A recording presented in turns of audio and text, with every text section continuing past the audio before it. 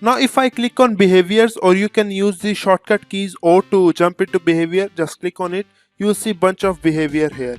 Now you can apply the behavior into any icon, any annotation, text or related stuff. You cannot apply the behavior onto audio effect, but you can apply behavior on all other things. Okay, now for example, if I want to apply this behavior to this element, what we'll do is first I'll click on my element, then I will select any behavior and then drag it into my element. Now one thing you will notice that you can also view the preview of any behavior. Just put your playhead here and you will see the preview.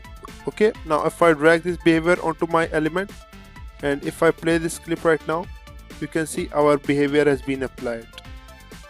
Okay, now if I click on this icon, you will see that jump and fall behavior is applied.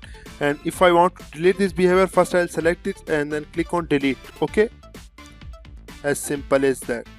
Okay, now one thing, if I apply this behavior onto my clip, you will see another property here. Now this is the behavior property. Okay, and if I just delete this behavior, you will only see one property whenever I click on this element. Okay, this is the visual properties of this element, and when I add behavior, you will see another properties. Okay, now we can change all the setting here in our behavior properties and play with it. For example, we can change the behavior in, behavior during and behavior out. For example, if we want to change the style, I will change it to something like drafting. Now you will see it will come from this side and then it will wait and then will bounce back. Okay, for example, I will change it to something like reveal. Now it will reveal. Okay, other than that, I can also change the movement here in ease in. Okay, I can change it to smooth, linear, or I can also choose ease out and stuff like that. I will change it to smooth. Okay, now it will reveal smoothly. And I can also change the speed of our animation or direction from which angle it reveal. Okay, I will select the bottom. Now it will reveal from bottom. Okay, if I change it to something like drifting, now you will see clearly. And now I change it to top. Okay, you can see. Other than that, I can also change the during setting. You can see during the animation it is bouncing, and I can change it to something else. Pop up, you will see like this. Okay, and most of the time I set this to none. Okay, and you can change it to anything like this. You can change it movement, you can loop setting, delay setting, you can change anything here. Okay, I will select this to none. And you can also change the out setting. For example, you can change the style. I will change it to something like shrink. Now if I go through this, you will see it shrink out. You can also change the speed or movement and stuff like that.